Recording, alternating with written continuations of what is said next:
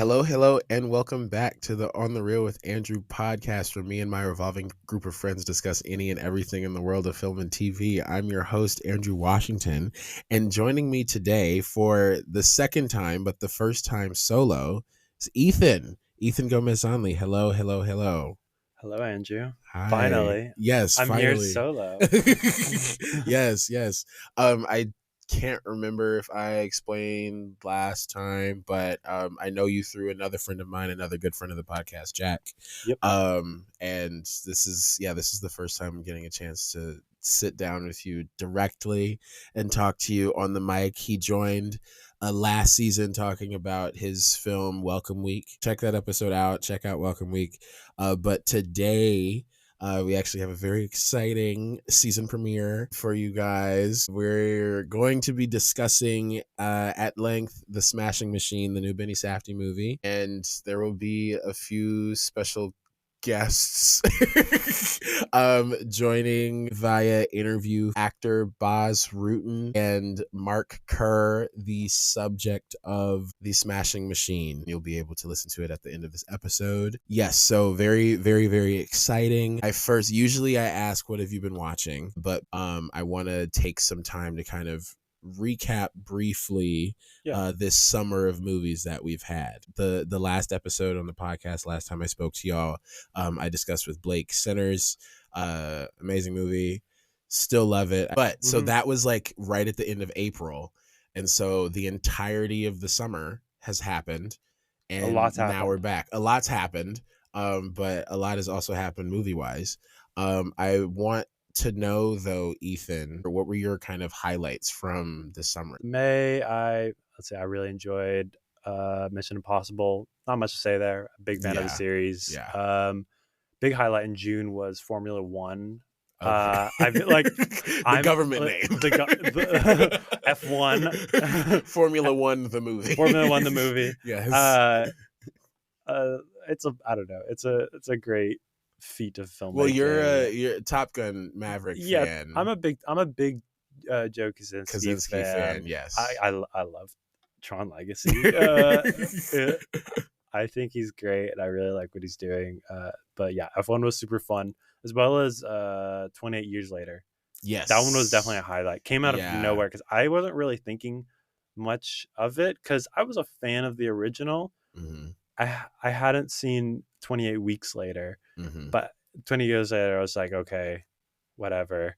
And then I went and saw it, and it was awesome. It's a lot of fun. That was probably the biggest surprise for me as well this summer, because as you know, I'm not big on the horror realm. It's not my main focus. I dabble, but I saw it. It was like 10:30 at night, and I was the only person in the theater, which is like so not me. Like a zombie, quote unquote, not really zombie movie, but I mean, going into it, what I'm thinking, it's like, I'm like, zombie movie 10:30 by myself, like empty theater. It was like so anti me, but then I sat and watched the movie, and I was like, holy shit.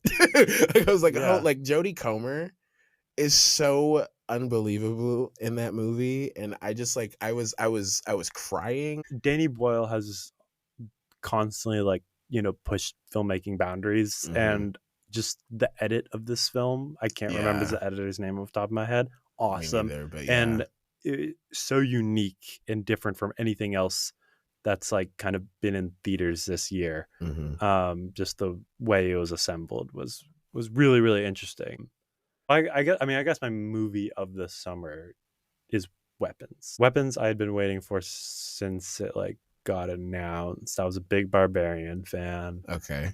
And I thought, oh, Zach Krieger, he's kind of got some sauce. And then I heard it's like horror Magnolia. And I was like, what? And then, I don't know. It was, I had a lot of fun watching it. I thought it was really well put together. I thought he got some really interesting performances, like Austin Abrams. In Weapons. I can't remember his name, but he was the guy with the needles. He's like the junkie. Yeah. So great. Alden Ehrenreich I also really liked as well. It's shot great. The score is awesome. I did love the cinematography. The way it weaves the narratives together is great. I don't think it's the most like necessarily. I think it's not the most like surprising movie in the world, but like which I think a lot of people were kind of turned away by because people expected something like super twisty, right? And it was pretty straightforward. But like I just like how it used all the different narratives and told the story through so many perspectives. And yeah, I think the structure really very worked. interesting. Yeah, the structure really worked for me. Yeah, no, very engaging. That was the one thing I was never bored watching that movie. No, it just keeps moving. It's like a clean 2 hours too. Yeah, no, I wasn't the hugest Weapons fan, but I certainly enjoyed myself. And like I said, because it was never boring, I was like, yeah, I was up, I was awake. I jumped a handful of times. Josh Brolin is also great as always. Yeah, no, he was good. I'll say the dream sequence, still don't know where I fall on that. Okay. Yeah, still don't know where I fall on that. If it was necessary, made sense, added to the story, etc. I'm very pro dream sequence. Okay. It was one of my favorite parts, honestly. And a lot of people are very like, oh, it has nothing to do with the movie. I think it has a lot to do with the movie. I'm not going to break it down right now, my thought process, but I thought I don't know. I thought it was important. It felt right to me. But maybe not everyone's cup of tea. But that was my movie. That's real. That's fair. What's your movie or not movie of the year? Movie of the summer. I will say we were talking. I agree. 28 Years Later was a big surprise. Superman wasn't a big surprise to me in the sense that I kind of expected it to be good, and I enjoyed it a lot. But my favorite movie that came out this summer, again May through August, I would probably say is Highest to Lowest.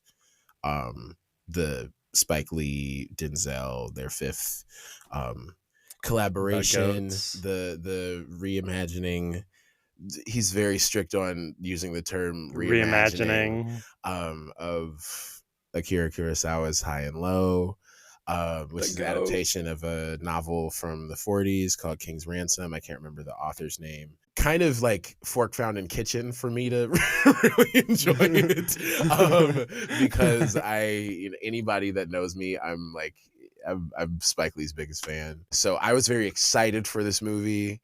I was jumping at any chance. I was literally emailing this lady for a month to try to get any screening that I could get to of this movie. Nice. I was trying to see this movie so bad, and I finally got to see it at the beginning of August, probably about 2 weeks or so before it released in theaters. Which it was actually kept in for a little bit longer than 2 weeks, but it was released on streaming after 2 weeks in theaters. Yeah. And then it got taken out of a bunch. It also was it was barely promoted, barely marketed. I saw a handful of billboards and bus ads in LA. It was just kind of a bummer because earlier in the summer we saw Apple release like a F1. Huge F1, literally a huge movie, and they did a ton of marketing, and it made a lot of money. Right. And I obviously Highest to Lowest isn't a racing movie, right? But I wish it would have gotten some of the same treatment. Yeah, it's Spike Lee. Exactly. It is a movie that can be sold to audience. It's not, at least the Los Angeles, New York crowd will come out for it, but it only gave them 2 weeks to do so. Right. I'm even if you have to lean heavy on the Denzel of it all, everyone loves Denzel alone could have if you just literally just put it in more places. I feel like they didn't actually amp up promoting the movie until the streaming release. Yeah. Which also really annoyed me, because then that makes so many people think it's I remember I talked to my dad about it, and he was talking about it from the perspective of Spike did a streaming movie. He did a TV movie, yeah. Oh my god, I just that's neither here nor there. The film, though, I think is great, and another film that I think grew on me the second time. It is definitely all of Spike's movies are ambitious. That's one of my favorite things about him. I think this movie is too in a lot of ways. I'm not going to get too deep into specifics just for sake of time. But I think a big thing that people were talking about is like the first kind of hour or so of it is like, slow and drags, and then there's a point where it picks up and builds up, and then it has like so many different endings and all that. Da, da, da, da, da.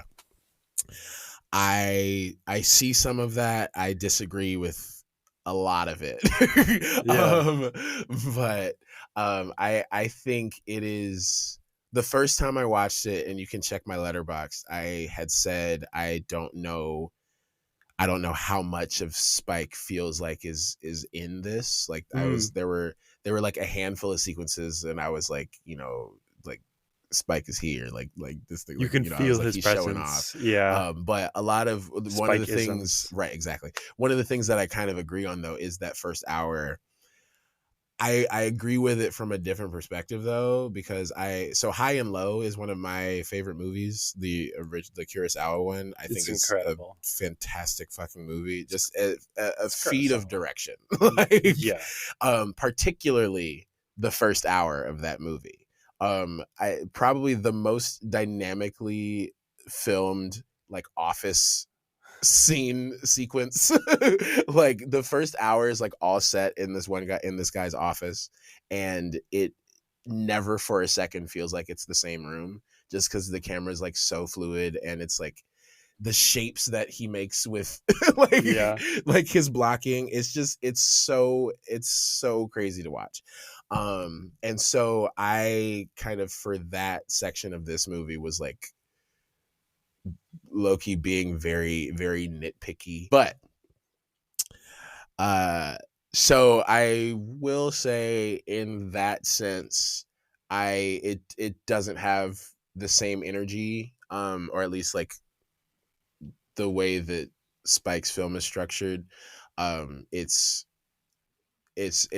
does feel different. I will say that it is definitely like a reimagining, but I think that, I don't, it's not necessarily the most fair to compare the two, but in the heat of the moment, I was like, after the first time I saw it, and I was like, it felt a lot more conventional, this time, or at least like than what he had usually done, save for a handful of sequences, primarily the train robbery is what I'll say. I know you haven't seen it. But and then also, from that point on, especially, is because one of the things that I agreed with was that people said that's the chunk of the movie where it really like shines and sings, and that's what I do believe. I think Jeffrey Wright is amazing in that movie. A great supporting performance. He's one of my like current just favorite actors. He's so general. good. He's one fantastic actor, but he's so good in Highest to Lowest as well. And if A24 played their cards right, I think they could get a supporting nom for him. And Denzel is great also, as always. I love him in the movie. Yeah, I think it's a great movie. I had a lot more fun the second time. I saw it a lot bigger the second time. The theater just happened to be bigger. And A$AP Rocky's great, which was a surprise. I'm not as like hot on him as everybody else. Like everybody that sees the movie, they're like, A$AP Rocky's like, I'm not gonna go that far, but I will say he's got an interesting year. Yeah, I will say acting. Oh yeah, and because he's also in the 24 movie. If I Had Legs, I'd Kick You. Yeah, the Mary Bronstein. Bronstein. And with Rose Byrne is in it. And Conan O'Brien. I did not know that. Highest to Lowest, I think, was great. It's not a movie that's going to be for everybody. I don't think it's in the top half, I think, of Spike's movies. Okay, I'll say top 10. He has like 20 something. But I think in my Spike ranking, because I have a Spike ranked list on Letterboxd, I think go check it out. Right, yeah. I think I sat it at number 8 right now. That's pretty high. So that is pretty high, considering his his filmography. Yeah. But yeah, no, I think especially like I said on rewatch it grows, because once you positioning it as a story about fathers and sons, there's a scene with Denzel and his son in the second half that is just so the film has a score over it. Another thing that people had issues with was that the score was like too ever present. If they've ever watched any other Spike Lee movie, they'd know that that's how his score always is. Like it's always pretty that's pretty common. It's always blaring at all times. Yeah. Like this never not been a thing. It's just for some reason people have issue with it this time. I think it's a great score, honestly. There are times where it feels a bit misplaced, but for the most part it's not. But that scene, if I remember correctly, there's no score over it, and it's just this very intense moment between the two of them that I just think is played so well by both of them. And both times I watched it, I was able to kind of watch both of them in the scene, because it's a static shot, and it's just like Denzel is like the small like movements that he makes. I just think like it would even just change everything about the scene. He's so good. He's so good, and he's so good in that movie. Great movie. That's my movie of the summer. Let's talk about the movie of September though, that I do want to spend some time on before we get to The Smashing Machine. Sure. I don't know if it's the elephant in the room, but if you're in the film world, if you care anything about this podcast, and you're like, when is he going to talk about One Battle After Another? Now is the time we're going to talk about One Battle After Another, because it's the movie that everybody's talking about. It's the movie that everyone's talking about, and for good reason, I have to say. You know, as of right now, but we'll see if this changes. But it's definitely my movie of the year. That's right. I think most people right now are between that and Sinners. I think that's where a lot of the conversation I've seen, at least about this year, is like what is the movie like from this year. And I'm sure Tom Cruise is so mad. He wanted it to be Mission Impossible so bad. He wanted to have so much of a bigger moment than it did. I'll say, like, spoiler wise, the movie's out. So we'll be talking about like spoilers. If spoilers come up, spoilers might get mentioned. I don't know if they will. Yeah. But regardless, just wanted to say that.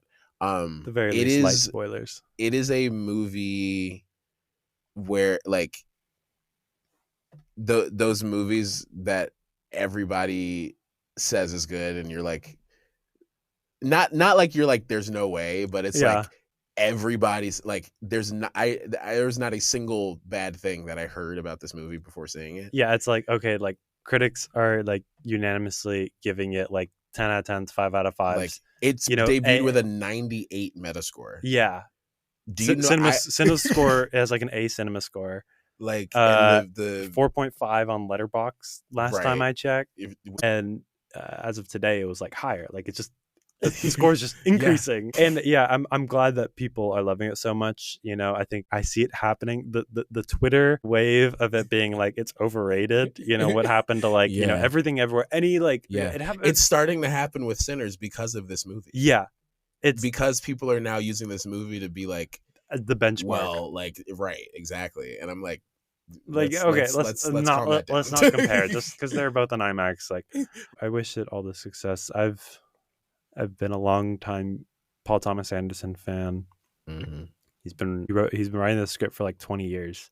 Yeah, and this is kind of his like first like blockbuster, and it's very different than a lot of his other stuff, because a lot of his stuff is very much like people talking in rooms, right? Like it's you know, like that's real. Magnolia is just like a series of characters having like different conversations and stuff, and that's true. Same with like Licorice Pizza. Licorice Pizza. I'd say Boogie Nights is a pretty kinetic movie. Yeah, Boogie Nights is pretty kinetic, but you know, a lot of them are like definitely just smaller scale overall. Yeah. This one is like it's a road like chase movie. Mm-hmm. With like military and like riots and like violence messaging. It tells a very beautiful like father-daughter story that I think from I can just feel how personal it is to Right. him. I just see him all over this movie in the best way Literally. possible. Yeah. You know, like I can just tell that he's definitely taking a lot of inspiration from his own life, Right. and it's oozing into this movie. And I think Right. it's just elevating everything. I was also reading, people were noticing because he's married to Maya Rudolph, and Yes. Maya Rudolph similarly grew up with a single dad, who was white. Oh, interesting. And I didn't know so that. there was someone pulled from an interview that she had the bit about like not being able to do her hair. Mm-hmm. Like there was an interview where she did talking about like, you know, her father, Wow. like for some time after her mother passed away, like didn't know like how to do her hair. So it was like she like had to learn how to do her hair, da, da, da, da. That's really And so interesting. it's like, yeah, I 100% know, like I and 100% agree, and that's what I felt Yeah. like the second time, especially. Like I was like, this is, I was like, I'm sure this is just his like, not like his biggest fear, but like you know, it just it's so personal to where it like almost feels Yeah. like that. Like it feels like it's like if you like is like what would he do if he was in this situation? Like he would like be trying like everything, and then so many Yeah. things would be working against him. But he has this hope about like, you know, his daughter being able to figure out like everything basically on her own. Yeah. But then on top of that, you have this, very strange thing Sean Penn's character, Sergeant Lockjaw, I Hmm. believe his name. Yeah, or Like Colonel Lockjaw. Colonel, his whole story of like just like wanting to kind of like fit in like the strangest way possible. And then also there's all this like political commentary that's like Hmm. very relevant to today. Right. Um and then like there's like a buddy comedy in there too. Benicio del Toro, who's Yeah. so good also. Oh, he's Like the he's best. so good in this movie. He's so funny. But yeah, I think PTA is like firing on all cylinders here. My Letterboxd review, my first one, it was a joke, but it was also serious. I was like, he wants that Oscar bad. Like he's And he never could get won, it. which is so weird. But he's I'm not gonna say like he's going to. You know, I don't want to. You could say he's going to as of it's late now. September, but like as of If the now, Oscars happen next weekend, he would it's get it. Yeah, like, Oscars wise, but we'll see how we'll see how Warner Brothers does their like awards campaigns, which because I already know it's gonna piss me off. it's I already know. yeah. I already know Warner Brothers is gonna piss me off with this. There's But also with this movie too, just yeah, because like who they're gonna push for like the supporting female. yeah, that's what I've Tiana been Taylor, wondering. incredible. She's She's great. so I good. mean, like she's not in Regina the Hall Regina Hall. Yeah. is so the scene where like she shows up in the bathroom. Oh yeah.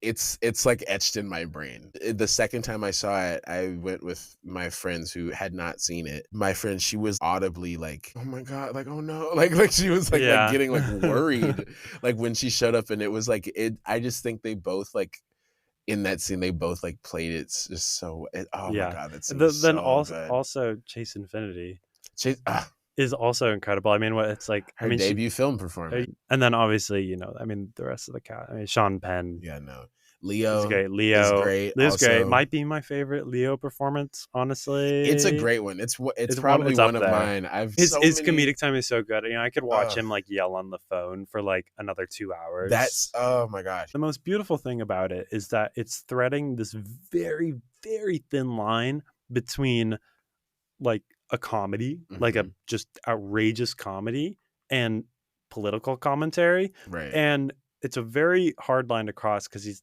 tackling some very like difficult issues, Mhm. and but also at the same time like Leo is like acting like a buffoon the entire Right. time. And it's a very like thin line to walk on, Yeah, like no. balancing both of those, especially in the scene when like Leo there he's like hopping up across rooftops, but then there's like a riot in the streets. Right. But the way PTA is able to do it is feels so perfect and natural, and gives it this really like haunting quality. Yeah, I think the perfect example of that is all the Christmas Adventures Yes. scenes. Yeah.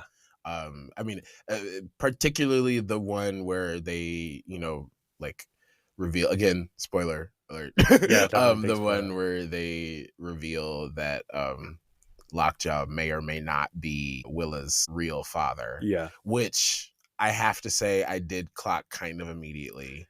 I definitely, Not really a yeah. fault of the movie. It doesn't hurt it. It doesn't hurt it if you know. I clocked that pretty quickly. Yeah. I was like, I was like, oh. oh, it'd be like really interesting if Because what the one if Leo thing, wasn't her dad. right? And I was like, oh, that's definitely As what they're. soon as they introduced any kind of sexual tension between Tiana Taylor and Sean Penn, I was like, oh, that's gonna be the conflict. Because in the not the first scene, but like within the first like 7 minutes of the movie, when you meet Sean Penn, Yeah. is like there's a sexual banter going on. Yeah, I mean, he literally like And- has a boner in front of right, her. and so, but from that moment, I was like, oh, that's gonna be a big point of Mhm. conflict later on. But that's just how I watch movies. That's what screenwriting class did to me. Yeah, I mean, that's just also because we're film people. Right. But regardless, funny. though, my point in bringing up that scene was just to say that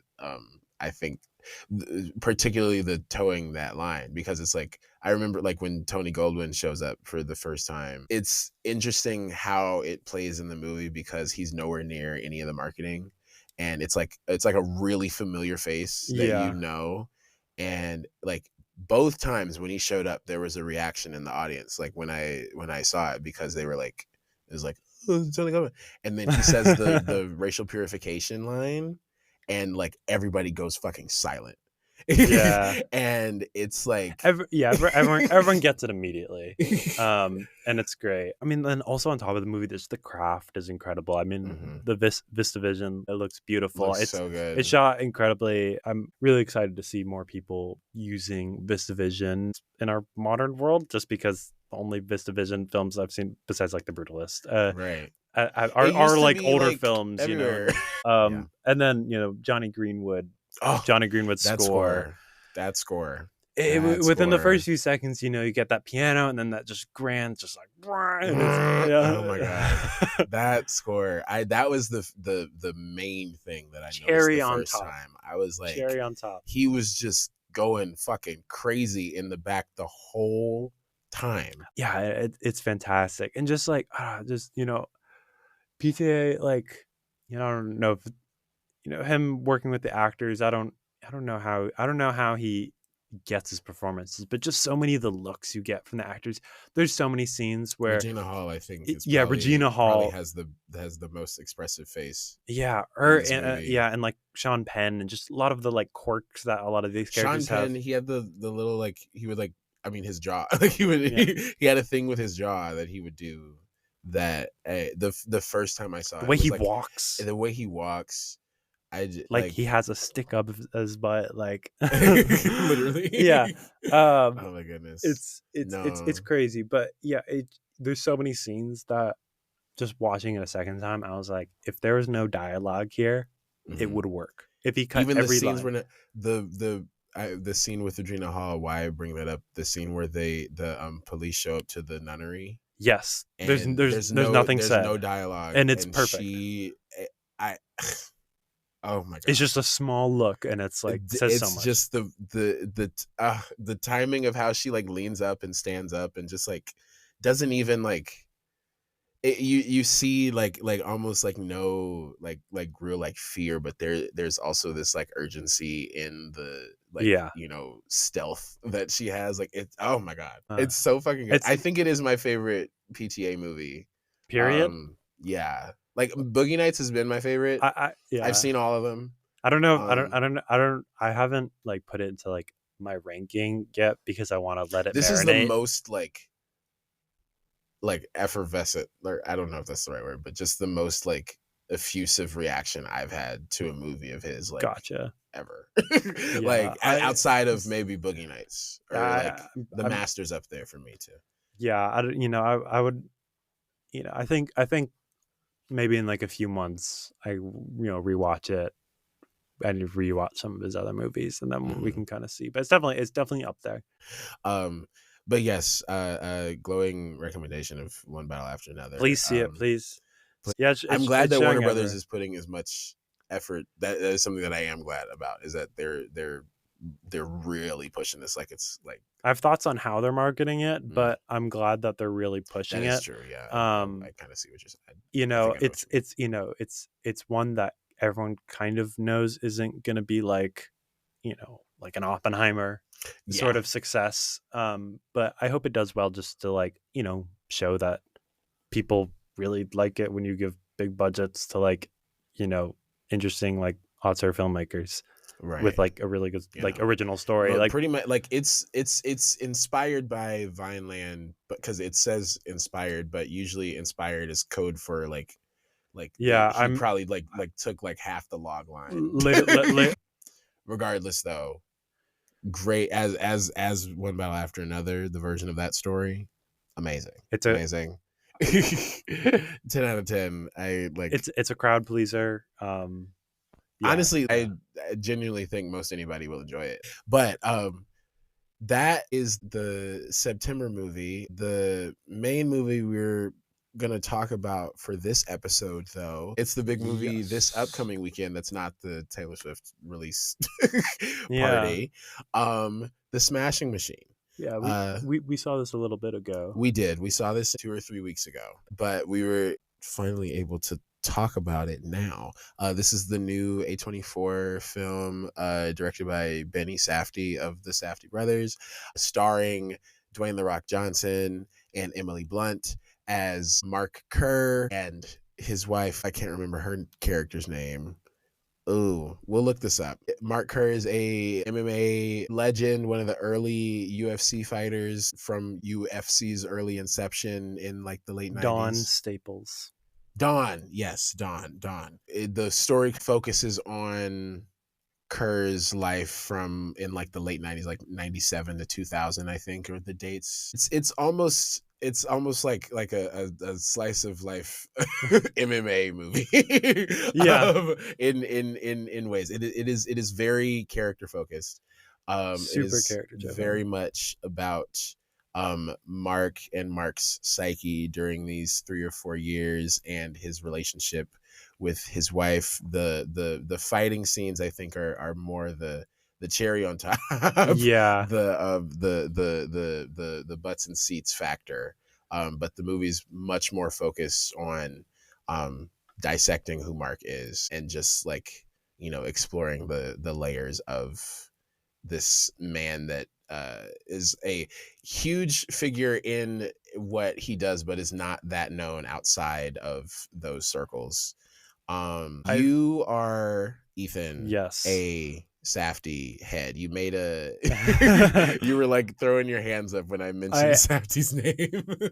the Safdie brothers have been a very big inspiration on my work, on at least like the latest stuff I've been Mhm. doing. I love their style, and I've seen most of their projects, and some of their shorts I haven't seen, but I think I've Mhm. seen every movie they've done except Lenny Cook, their Okay. documentary. I don't even think I've heard of that one. Okay. I know as far back as like Daddy Longlegs, You've seen Daddy but I haven't Longlegs? seen it. But that's what I know as far back as that. I don't know about anything before Yeah. that. I know that was their first like Yeah. narrative feature. Yeah.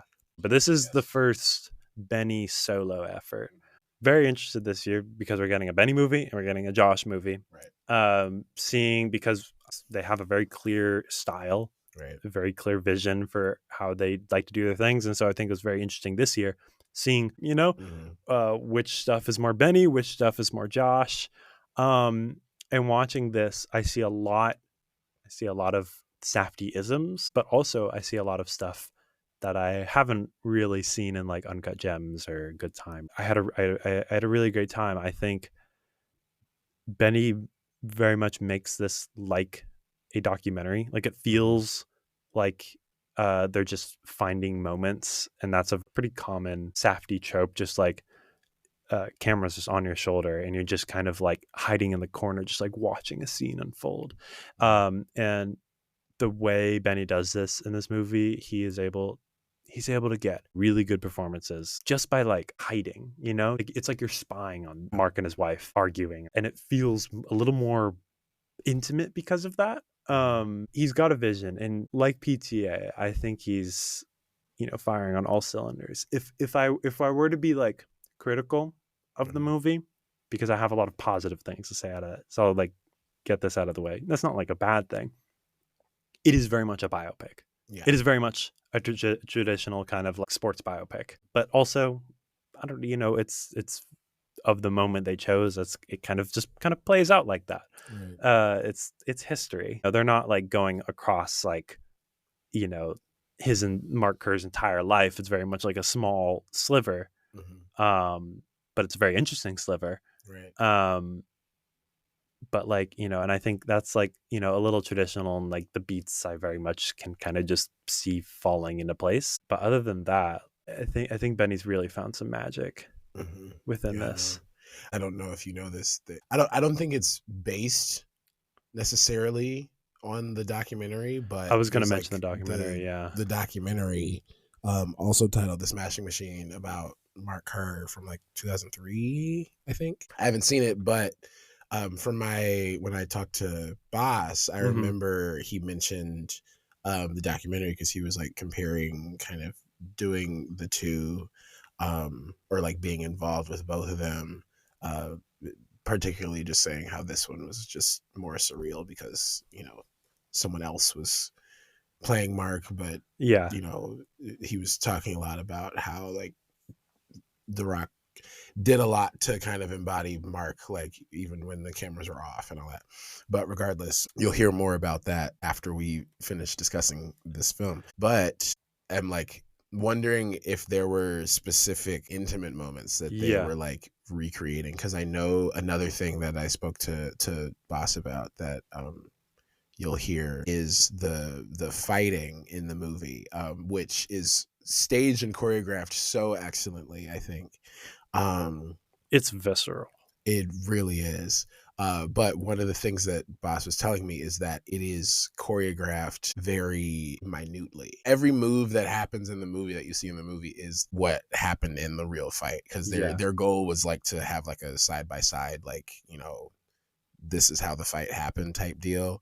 And so to enforce that, they were hitting each other for real.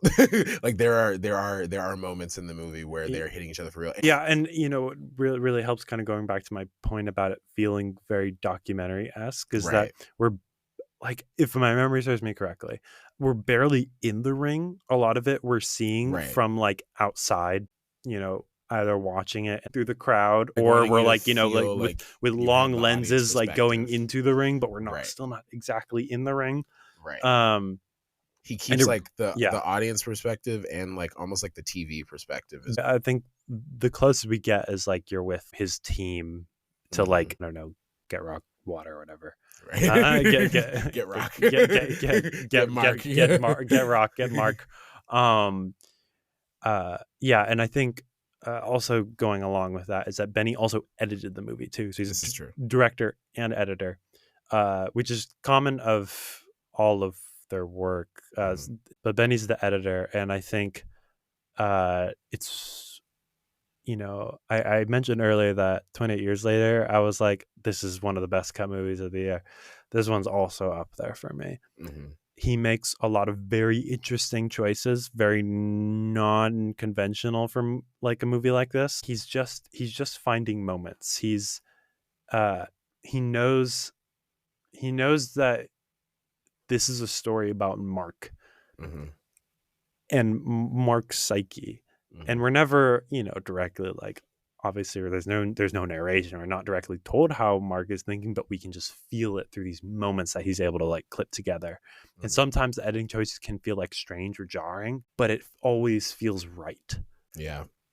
Like the best director great to watch. Win at Venice Film Festival. And yeah, I was shocked by that. And then when I saw this movie, I was like, oh yeah, clear.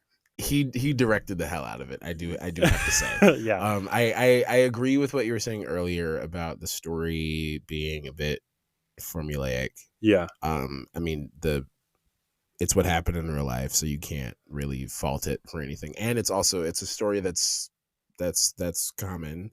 No fault of Mark or Yeah, anything. it's very, just It's like a just, sports. yeah, but inspiring in ways, him overcoming his addiction and all that, which the movie dives into. But I think the other part of it is, I think the way that Emily Blunt is characterized, the way that she performs the role, I think evades a lot of the issues or trappings that, like, on paper her character has. Yeah, if that makes sense. Because she's very yeah. much just like the sports wife, kind of like as what her character is written as, but there's And that definitely could be like, it very much could fall as just the sports wife, like right. oh god, Mark has to deal with, like, but Emily Blunt takes it. I mean, it's Yeah, Emily no. Blunt. It's a moment in the trailer, but even in context in the film, just watching the scene where they're like arguing and the people come in and Mark makes her take a picture of them. Oh, and she's And crying. like, and the tear falls like behind the camera. Goosebumps. It was times like that where I was like, she's more than just this, stereotype. Like, it's a very, Yeah. it's very subtly layered, her performance. I think it gets a little like soapy. Yeah. I'm not complaining about that. But it's not something that exactly, it doesn't necessarily hurt no the experience. Yeah, I think on the note of performances, The Rock as well. Yeah, we haven't really touched on The Rock yet, which is kind of the big elephant in the room, because Dwayne The Rock Johnson he has never done anything like this. Right. He's very much getting out of his shell, and I'm really happy for him, because I think it's very clear that he has a lot of talent. Obviously, he's been behind the camera for like decades. Mm-hmm. He's been in front of the camera for the past. Yeah. Sorry, I just my brain. No. Thank you for the correction. And so it's not a surprise that he'd be, so incredible in this movie. But he really does a great job. Like, I wasn't seeing The Rock. I was very much seeing Mark Kerr watching this. He does some interesting stuff to his voice.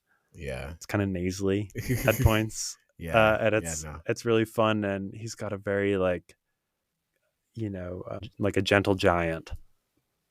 Yeah, I know what you mean. He has he's like very, very like soft, even though he has a very like imposing like presence. But like when like he can be soft until like something, and then it's like, oh yeah, he's a fucking giant MMA fighter. No, yeah, but his performance is great. I was I'm not gonna say I don't think he had it in him, because I don't think he's untalented in any way. It's just it's so new and so different from anything you've ever seen him in. It's new and different. Any way that you've ever seen him as well. I really hope he continues, because I want to see him. I want to see him do more. One of my without giving away any spoilers. Well, he is doing that Scorsese movie. He is. He's doing that, and he's also in Benny's next project, the like lizard one. Oh, I didn't hear about it. They were both posting about it. He's playing like the chicken man. I did hear about that. Yeah, the lizard man. Yeah, something like that.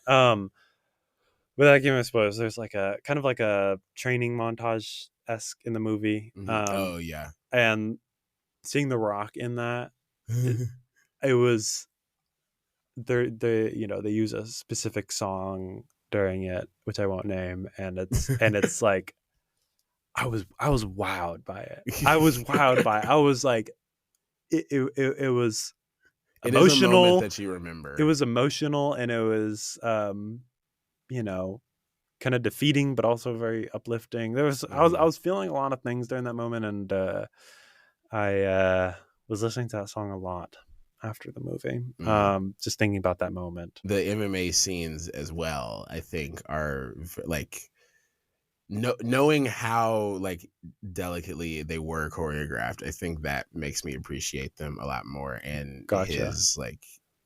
his kind of like physical performance in it a lot more. Same with the fighters as well. The Mhm. also so most of the actors are playing themselves, or at least are played by real life MMA Yeah, fighters. it's a classic Safdie thing, just Yeah, casting real people yeah, in their movies, not traditional actors.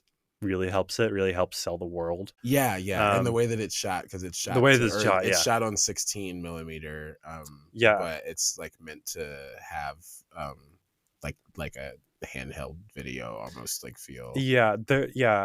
To briefly tangent on like how it was shot. I mean, like, Mhm. because they do a little bit of VHS, not much. Yeah, at the beginning. VHS at the beginning, but then most of it is shot on 16 and 65, 70 millimeter. Right. Um, and I think for some of the fighting The fighting sequences, scenes, I think, yeah, and are. some of the stuff during the end is, but yeah, I guess because they wanted to blow it up for IMAX, because Mhm. the 16 millimeter film will look really bad on an IMAX screen, and so they Mhm. like did a bunch of like, you know, no, DNR and grain removal to like just clean up the 16 millimeter image, and so it kind Mhm. of has like a crispier look than like Mhm. most 16 millimeter stuff Right. will, Yeah. and like a lot of people are that's not really getting angry at that. They're like touching the 16 millimeter image, but I thought it looked great. Yeah. So it's No, yeah. beautiful. Also, the score is The score is really good. a That was highlight.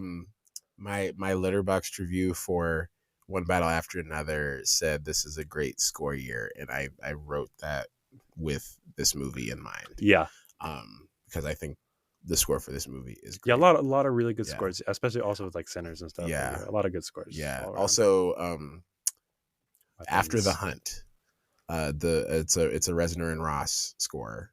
But yeah, anyway, it's a very solid movie. This Yeah, movie, it's gonna be high on my list, my end of the year list. I think, at mm, least yeah, as of no, now.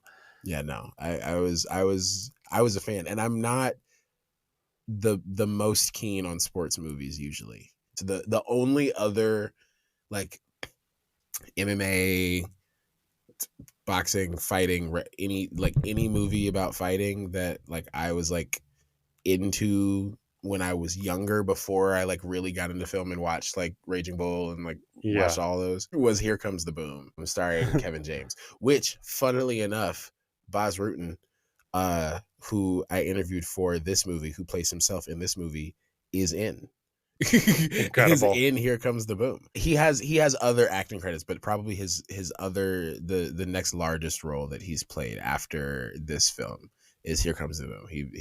And a great one. He's like Kevin James's like trainer, who he told me he's his trainer in real life.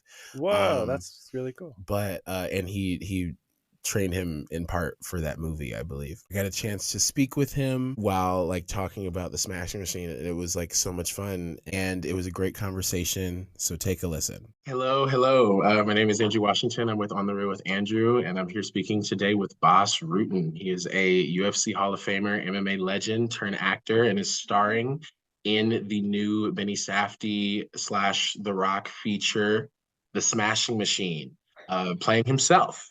Um, First, I wanted to ask you, well, first, thank you so much for agreeing to speak with me.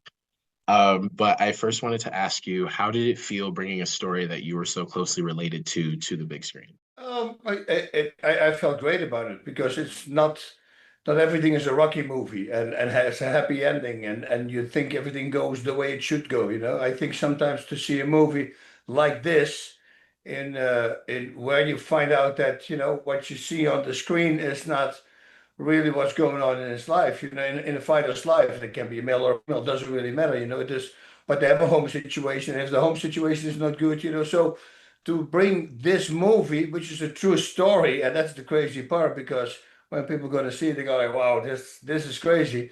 And to find out that there's, that through that all with the home situation being very toxic between the both of them, because both had their faults, of course, and then still be able to start fighting But then, going into the wrong areas, going into drugs, and why is he doing the drugs? I know it starts with pain, but maybe it is also to dampen a little bit the mind for when he comes back home. You don't know anymore.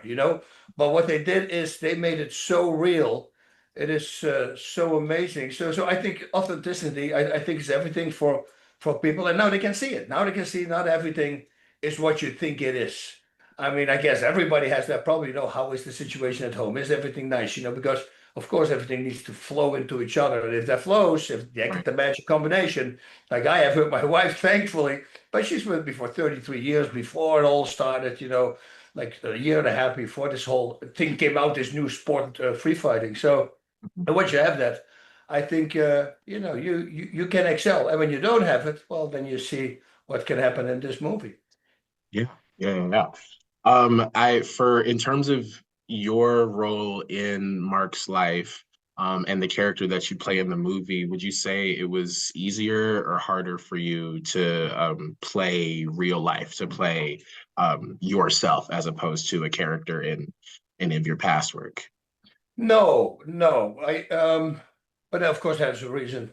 But first of all, people have to understand, like my acting coach, my first acting coach, I started acting right away when I came to America. In 97, I signed up for classes because I knew eventually after I stopped fighting, I wanted to do something in stunts. That was originally the idea, original. But Mm-hmm. then, I start getting offers. So then I start doing that. The thing was the acting coach, the first class, he said, once people start saying that you just played yourself, he says that's the biggest compliment you can get. Because everybody on camera starts behaving different. I Right. always give this example that if you walk on the street and you think, oh, it's a good day, and suddenly there's a group of 6 ladies and they're very beautiful ladies, and they look at you and they all stop talking and they keep looking at you. Mhm. You start behaving different. You start walking different. You start doing different things because you become very self-conscious.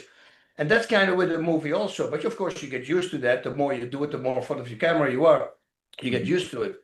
And you have a director like Benny Safdie, who is the most calm guy. I've been fortunate to have been working with Kevin James as well, and Andy, the coach of that director, also is one of those guys. Like Kevin doesn't want to hang out with people who are screaming. It simply doesn't work. It's not good for the actors. I don't know why some directors are doing it, but they go really hard down on their on the actors. And I think you shouldn't do that. And Benny is the opposite. Benny is like, it's all family. Everybody's happy. We're playing music. He's bringing his boombox everywhere. There's always music going on, and he's figuring things out. And then when Dwayne walked in, DJ walked in, as Kerr, it it was really like from the very first day. I tell this in other interviews. The first thing he did was he hugged me and give me a big kiss on my head. And I was looking, and then I realized that's Mark. Mark would always do that to me, if you didn't see me for a while. So he was right away in character. The way he was walking, the way he was talking, the facial movements, even with crying and laughing. I was like, what the heck? But it's like, it's him. I remember we were watching the movie about 6 weeks ago here in my hometown. They screened it for us, for the family only, they said. And my wife was freaking out. She goes, oh my God. I go, what? She goes, it's him. It's Mark. I go, right?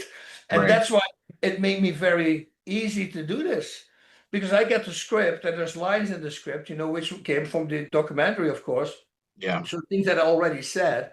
But Benny says, listen, this is the direction you're going to go, but you do whatever you want to say. You do whatever you want to do. It's you. I can't tell you what to do because it's you. Right. So that made it also very comfortable. So I just started teaching like I would teach Mark. And then if you have the feeling that nobody's watching you, because that's the way it is, there's no big lightings with Benny Safdie everywhere in your face and wait and this and cut and over. It's just like just sitting in, like I'm sitting here in my man cave and we were drinking a bunch of beers with a bunch of friends. It's that relaxed. And then when you really teach a person, and that's what we also did. We talked globally over what I would teach him, but I didn't give him details on purpose. Because Mhm. then when the scene comes, if the scene is good, most of the time it's one take. People go like, whoa, that was it. Oh, we don't want to do another one. No, no, this one is good. Right. Because you're teaching him literally at that particular moment what to do. So for him, it's new. Now I'm invested because I really want to teach him that. You see, Right. and then it comes over natural. So it's all that combination of DJ being so Kerr and then Benny Safdie keeping everything so relaxed that I think it was a much easier job than I thought it was going to be. I wanted to ask you a little bit about the fight scenes and the fighting. How did those go? How closely are they to choreograph to real life? Were they actually hitting each other? Because it kind of felt like it at times.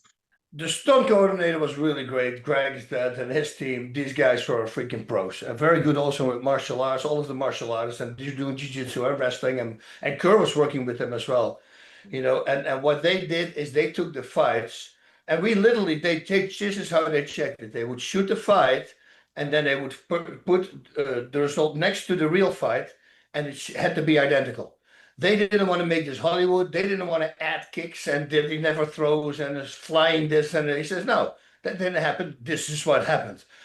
Let's make it real. Like when he is in Brazil, he's rubbing his finger in the cut of an eye from an eye, trying to open the cut even more. Well, you can see this in the real fight. It's all identical to it. There was a review that I read.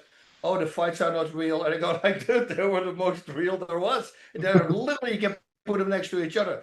The little movements when Coleman runs out of the ring, and then he instead of going through the ropes, he bounces up against the ropes and he falls back in the ring, and then he runs back out. All that is identical to what really happened. Mhm. You see, so and I think once you start doing that, the people feel that they know it's real, and then you realize also what if you see Kerr, he's such a nice guy and such a sweetheart. You go like, how is it even possible when this guy fights? And then in the fight, he's in the guard and he grabs somebody's head and he lifts it up. And while he lifts it up, he headbutts him back. And it does that like 4 or 5 times in a row. I go like, dude, where does the other person come from? Right. He's so violent. And then they stop the fight. He gets up. And then the only thing he's doing, he's looking at his opponent because he's freaking out. He doesn't want to hurt his opponent, but he just did that. You see that conflict that is going on, that struggle. Like, yeah, I won and I want to win in front of all these people, but I hurt a person, and when he comes back to himself, that's not what he wants to be. It's really weird. I've seen him in fights ripping a guy off from the ropes, and I just went to town. All the referees jumped on top, and he thrown the referees off. He got angry, because the guy was cheating. He was holding the rope so he couldn't be taken down and start elbowing in the back of the neck. And then the second time he did that, oh, he got angry and he just ripped him off the ropes and threw him down. And then he just went to town. It's like, whoa, okay, that's a whole different person than I know. So, yeah, it's cool. It's really cool to see. It's cool for the people to see as well. The warmth between the fighters. You will see that after he lost the fight and how they react with the fighter he lost to. It's all in the movie. I think people are going to really have their eyes opened about the brotherhood that goes on, especially in fighting. I always say we're very close to fighters. Yeah. Yeah, no, that's interesting. That's really interesting. Um, I kind of want to switch gears a little bit to ask my next question. You mentioned your work with Kevin James earlier, and it's actually quite funny because I know you're talking about Here Comes the Boom, the film. I don't have my DVD copy with me currently, but when I was younger, my brother and I used to watch that movie all the time. And I actually rewatched it last night in, kind of preparation for this. Very funny movie. Performance is great. It's a great family movie for anyone listening if you haven't seen it. And also one of the few films that I know about MMA and UFC specifically. I mean, outside of this, but there's not, you were kind of talking earlier, there's not too many films specifically about UFC and MMA fighting.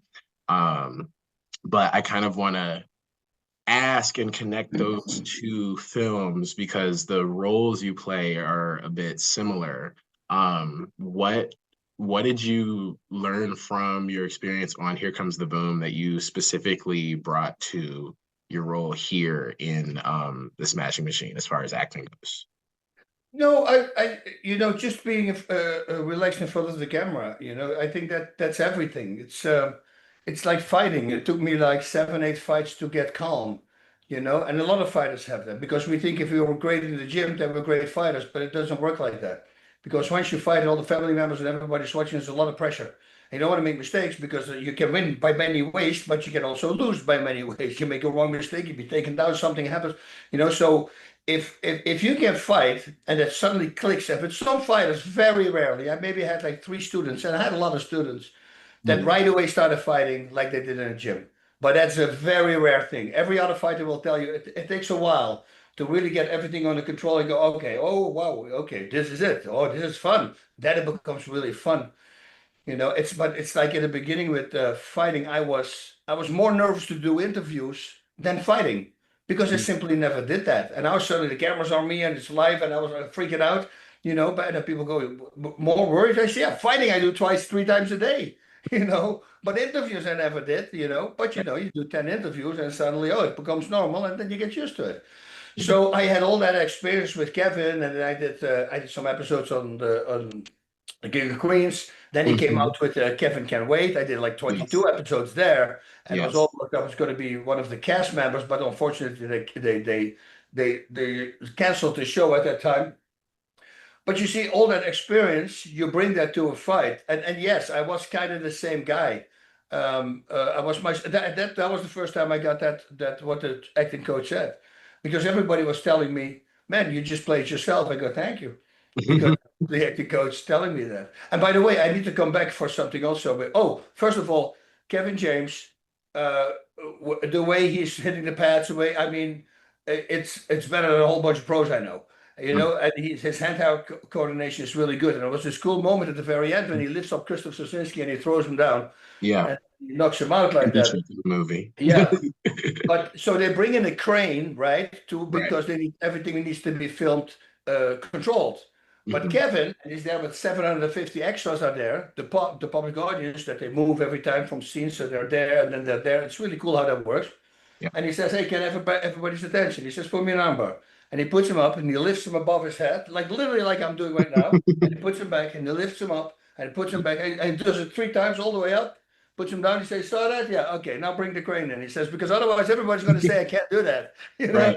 And sure enough, when we went to the screening, this woman was sitting next to me, was constantly complaining, a writer. She goes, "Yeah, right." I said, "Get the Blu-ray." I said, because it's on the Blu-ray when he's doing it.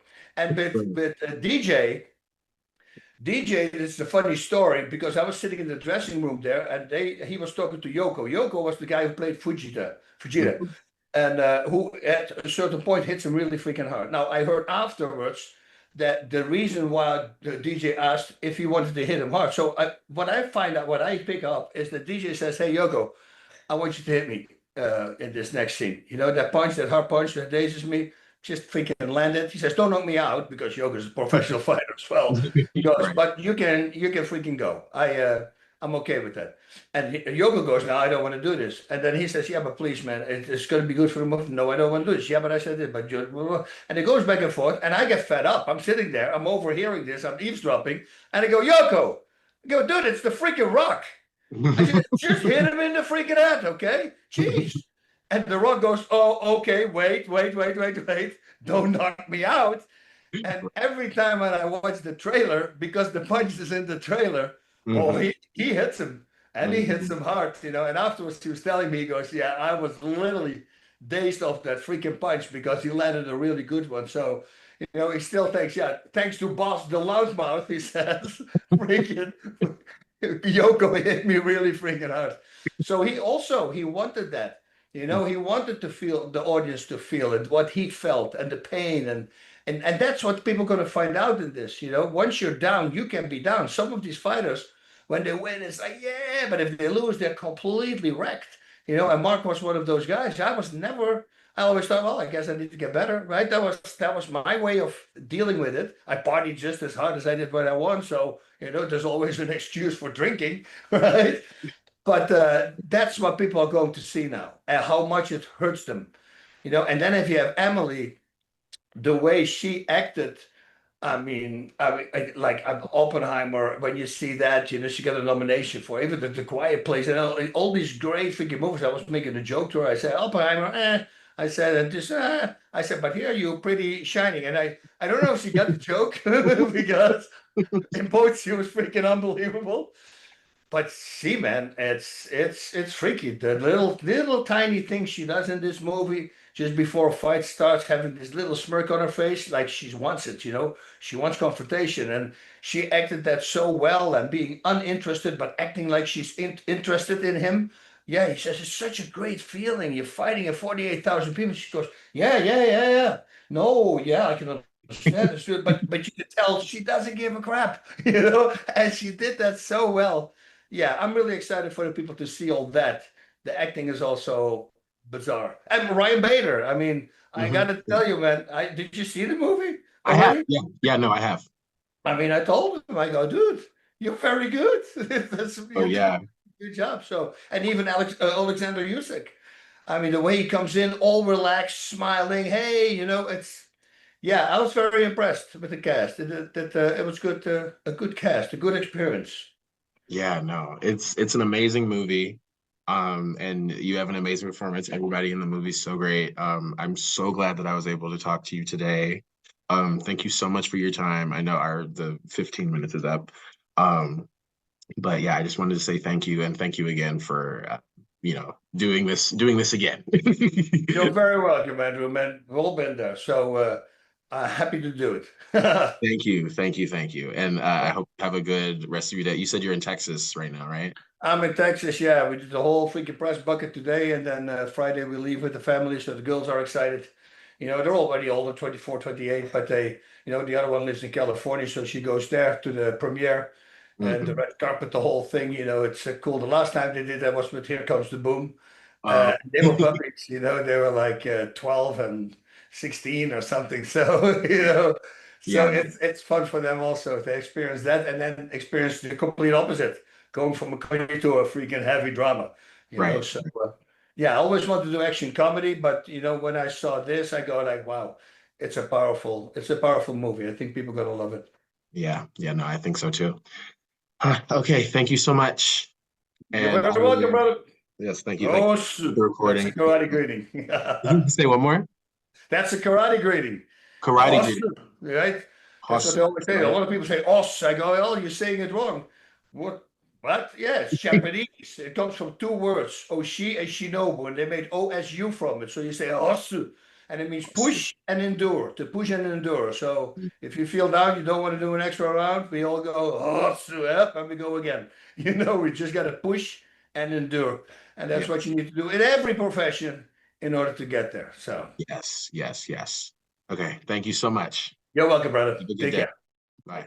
I also got the chance to speak to Mark Kerr, the subject of the Smashing Machine, who's portrayed by Dwayne The Rock Johnson. Take a listen. Well, first off, hello. My name is Andrew. Hello, Andrew. Nice Nice to to meet meet you. you. I wanted to specifically ask you about the difference between your experience putting together the documentary from 2003 and making this film with Benny Safdie and Dwayne Johnson. Oh gosh, there's a big gap. Like the documentary with all that film that was shot around that time frame. Um, I didn't see any of it. Not Mm, a single daily, nothing. So they started shooting in '99. The first time that I saw any footage at all was when I saw the complete documentary in 2002.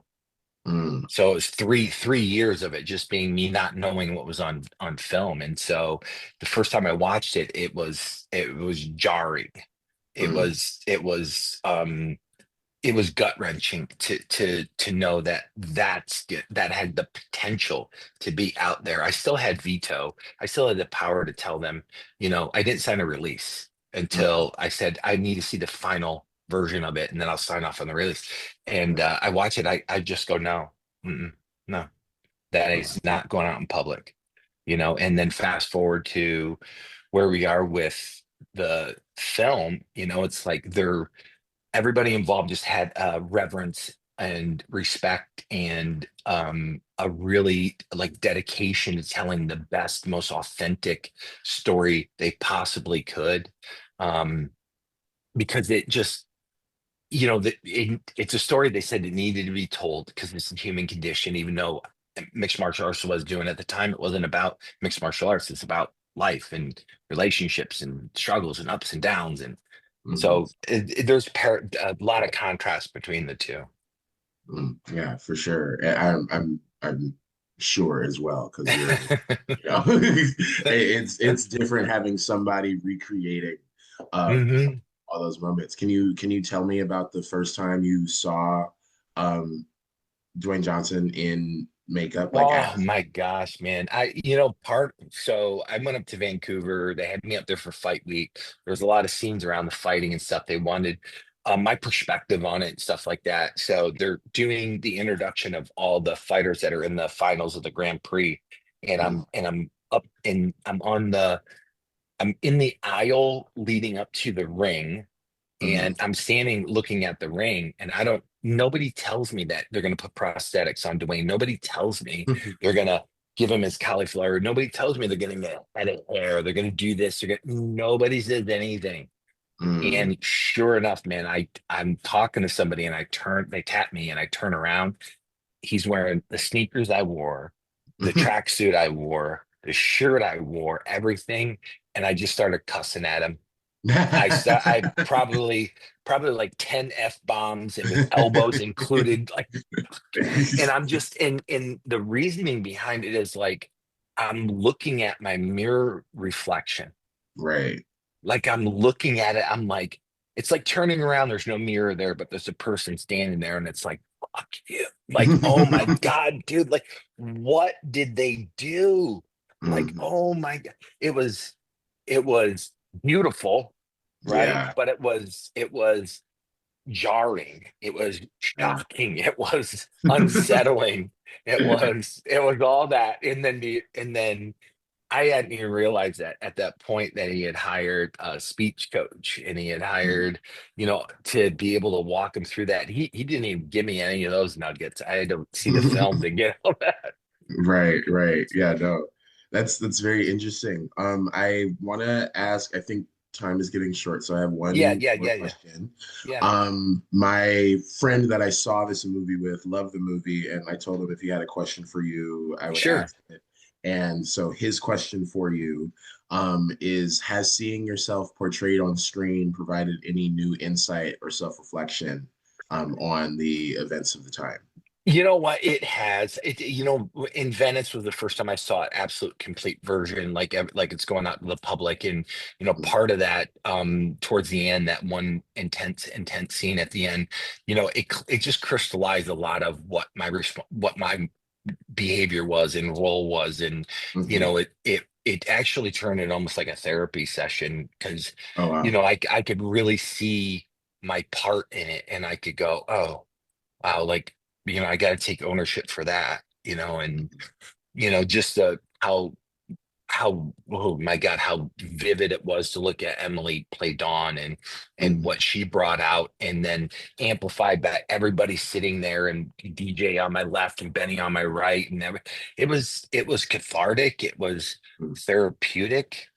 And it was humbling, because it's just one of those things where it's like, it's like if you had a neighbor that had a contentious relationship, and they had this big, huge 20 by 20 bay window, and you could walk by, sit on their lawn and watch it, right?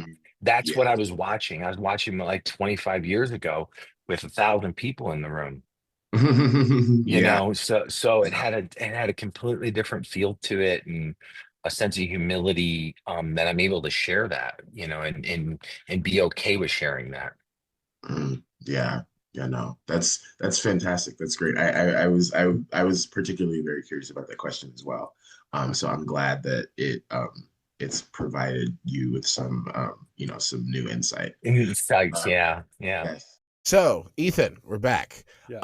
What is your final note on the Smashing Machine? My final note is the Smashing Machine is another great entry in the Safdie brothers' filmography.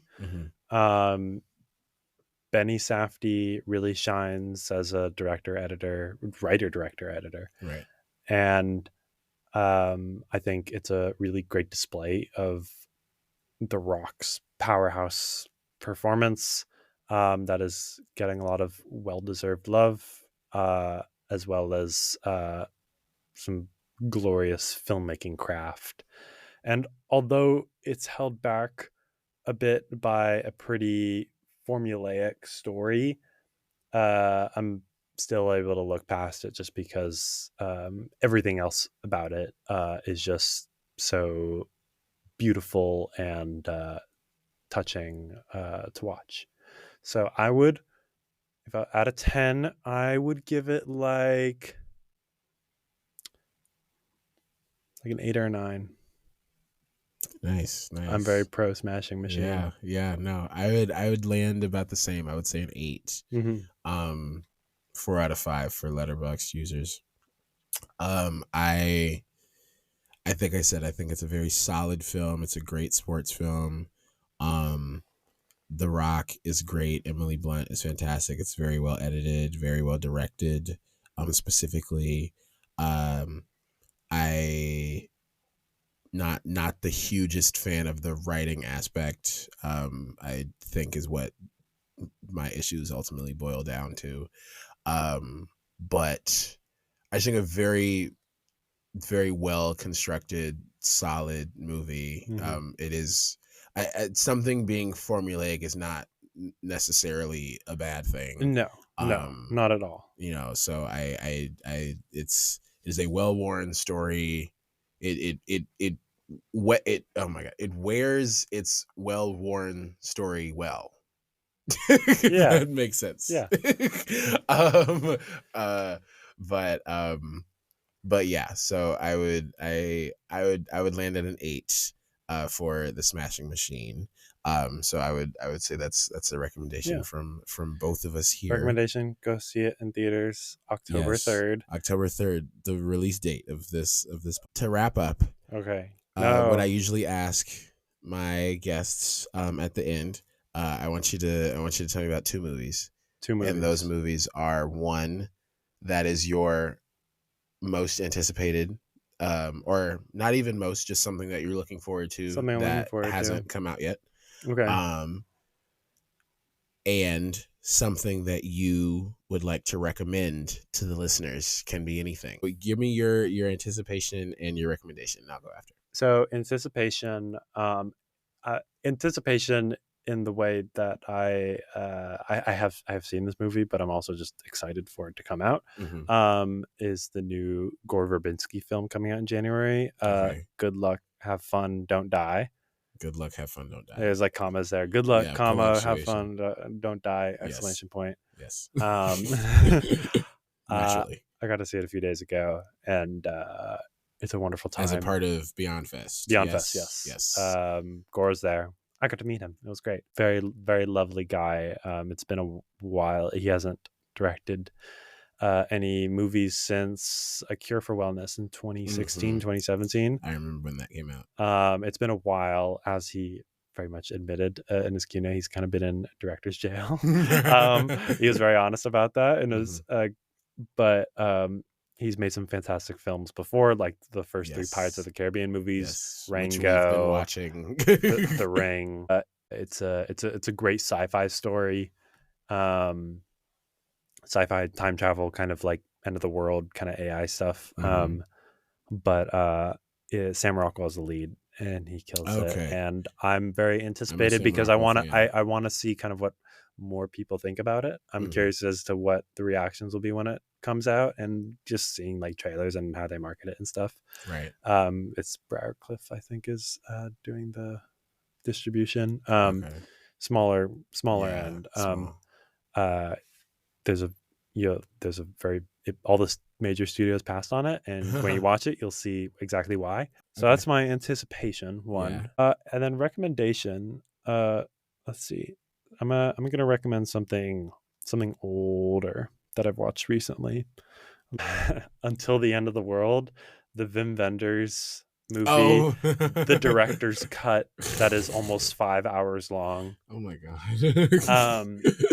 Film students, ladies and gentlemen. If you have a long night and you just want to see something really beautiful, I highly recommend. I don't think your 5 hours will be wasted, because I've been thinking about this movie a lot since I saw it. It tackles so many different genres, like almost every genre. It does so much. And it's gorgeous to look at. It's really interesting, like also sci-fi.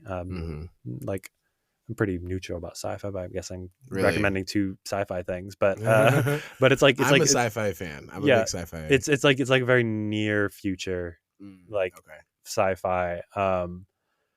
But it's like a road movie, and it's gorgeous to look at. It's got a very like kind of compelling romance, and I think the the way the film leaves you is pretty ahead of its time. Is 91. Okay. Wim Wenders is definitely was thinking ahead of the curve in terms of like technology stuff. And I'm a big Wenders head, and it was great. Yeah. Shout out to Vim. I'll do anticipation first. I'm really excited to see Bugonia, the new Yorgos Yorgos movie. Lanthimos, yeah. With Emma Stone.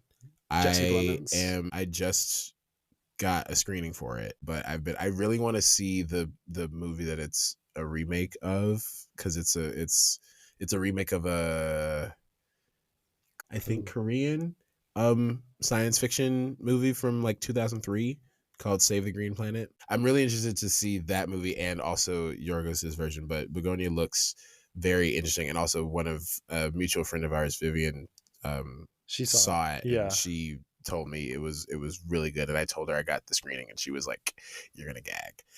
So very excited for that.